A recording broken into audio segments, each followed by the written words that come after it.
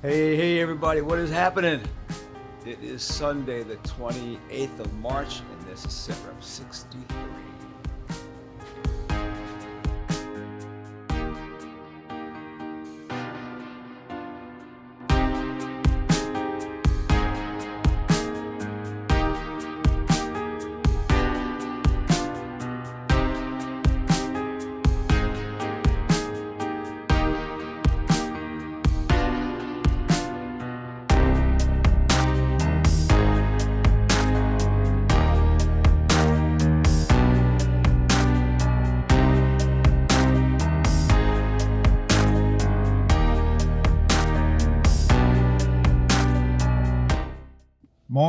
Morning. So I'm sitting here waiting to go into church, and what a better time to talk about this week's first subject, which is God. So what I want to share with you is I ran across this kind of like a made-for-TV series. It's called The Chosen. It's about the life and times of Christ and the disciples, spreading the gospel and all that. And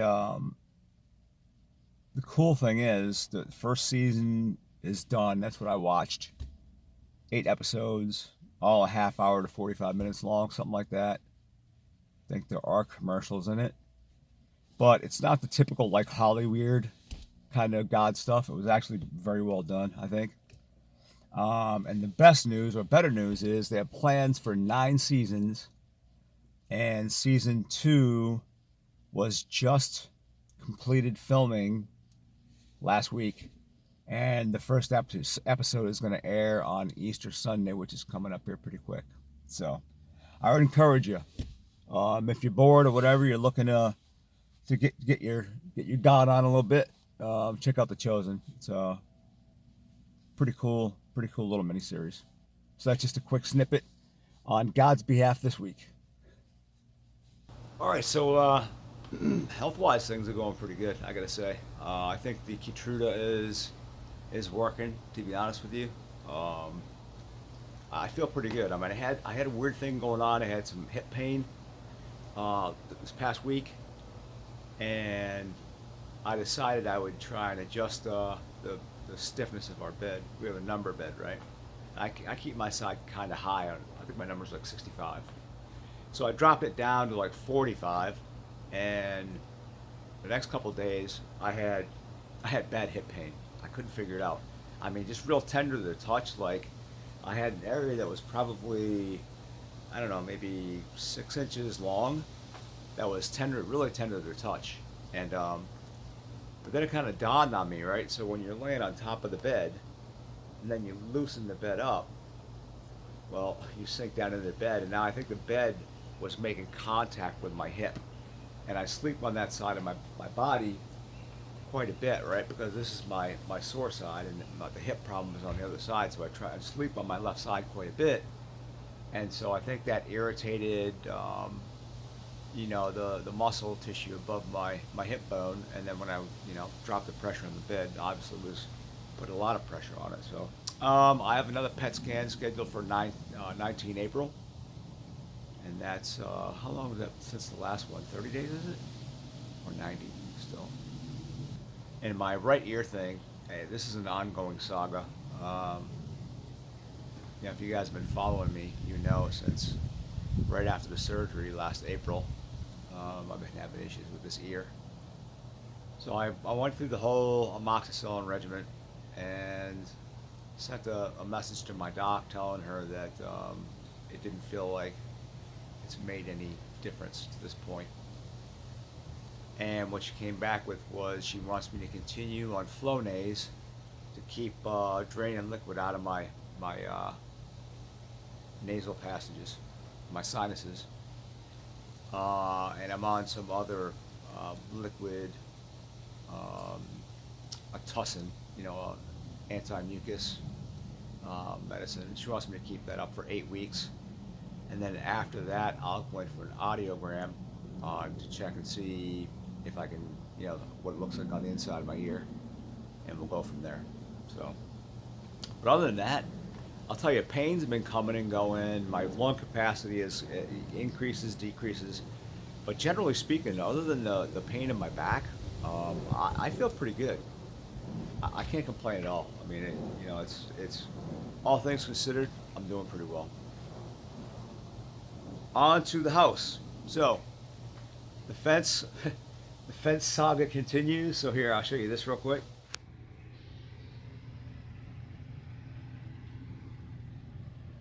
All right, an update to the update to the update. So I called the fence guys, left a message. They didn't get back. Called them a second time on Tuesday, the 23rd. That's this past Tuesday. I said, hey, dude, what's up with my fence? You still haven't fixed my gate. The 24th, they called me back and said they'd have their guys out here, the installation guys, the next day, the 25th. And sure enough, Thursday the 25th, they showed up. So this is what we ended up with right here. So you remember, before the hinges were on this side, and the handle, that handle was here, and the gate swung open and hit my stuff, my landscape in there. So now this is on the correct side, and we're opening, and it swings open that way, and there you have it. Nice.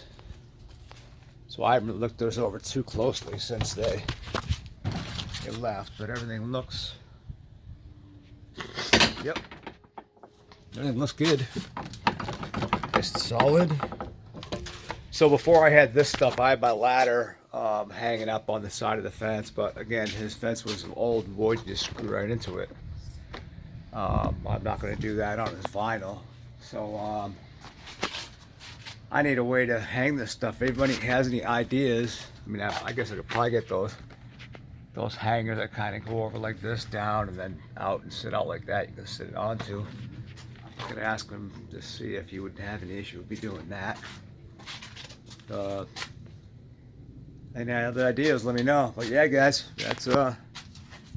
That's the end to, hopefully, the end to the fence saga. So that's great news.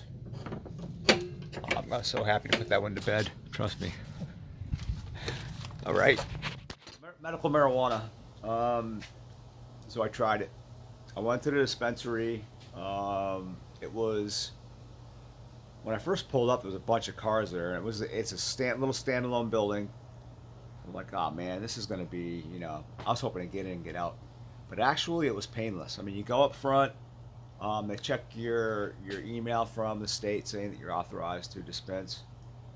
There's a security guy there, obviously, and then a person comes from the back, calls your name, you go back with them, and they assign you to a consult person / salesperson, and there's like, big glass display cases, and right behind them is all the other stuff.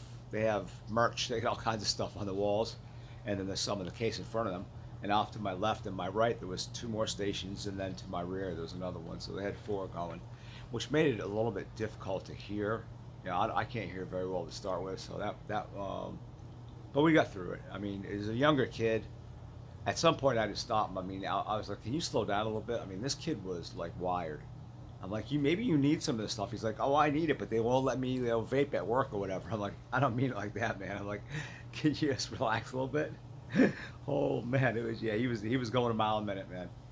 But I knew his stuff, and although I wasn't sure, I was communicating to him what I wanted. I got what they had, and that checked the boxes for all the stuff that I wanted. So my goal was to run through those real quick. It was pain management. It was appetite. Bring back my appetite, pain management, and help with sleep. If I wake up in the middle of the night and I'm in pain, I want to be able to take something pretty quick. That'll put me back up. So I tried something in the sativa end. I tried a hybrid, and I tried something on the what is it, sativa? Well, all right, hold on. Slow your roll, Grandpa. Slow your roll. All right, here's what he's trying to say, I think his brain got a little baked, but here's what's going on. So you see by this slide right here, what I had got was one strain of medical cannabis called sativa. It's high in THC levels, primarily for daily use. It makes you feel energetic and uplifting. It increases your appetite. And on the right, you see the other strain, which is indica, and that has high CBD levels, low THC levels. It's more of a body buzz, and it also increases appetite. Both of these also treat pain. I can attest to that.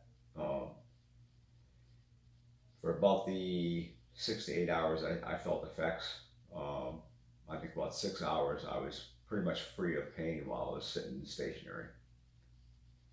But anyway, so you see from the second slide here that the sativa, the name of the sativa one that I got was pineapple upside down cake. And then the hybrid, which gives you the properties of both, that was called Chem Dog. I'll talk about that a little bit. And then the indica one that I got was called 9 Pound Hammer. So the concoction that I finally I tried and was successful in feeling the effects from was the hybrid and the indica. It was the Chem Dog and the 9 Pound Hammer. And yeah, so it brought me for a loop. And the indica has the low THC level. So apparently the hybrid gave me a little bit of an increased THC level as well. So I think what I'm going to try next time is the indica again. So I'll stick with the 9 Pound Hammer, but instead of going and using a hybrid or even a sativa, I'm going to do it with the CBD oil. So hopefully I'll still be able to get some appetite enhancement, some pain management, with the benefits of the CBD, which is it can help with sleep, and I think it can help with pain and inflammation as well. So I should get appetite, pain relief, and some sleep enhancement. So I'm going to try that. So that's my marijuana update. Critters, this week was not so bad. You can see here I got this domestic cat, and I was going to show you that because of this one.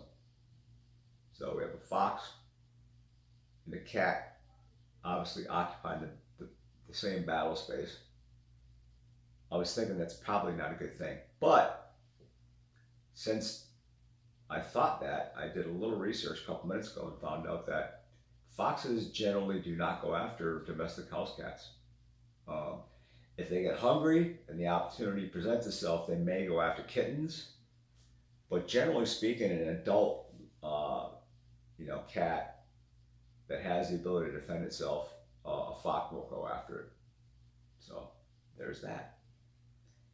And then you get this here. I doubt you picked up on the initial part or the beginning of this. Let me show just the beginning real quick. See that? I don't know if that's an opossum or another raccoon, but the way the raccoons didn't really respond at all, I'm guessing it's the third raccoon. So this is a big bramble of bushes down by the left side of my property, down in the water. And there's all kinds of paths that come out of this bramble. So that's where these two guys are, or these three guys. So I'm guessing they have a big, their nest or whatever they sleep in, whatever they call that, is up in there. One other thing I want to tell you guys about. So my church is, members of my church have made a team, and they are going to do a walkathon in April. So if you want to support me, I'm going to go walk with them. It supports Thrive Orlando, not-profit that supports women's health. Especially with sexually transmitted infections. They're not STDs anymore, they're STIs now. They're not diseases, they're infections.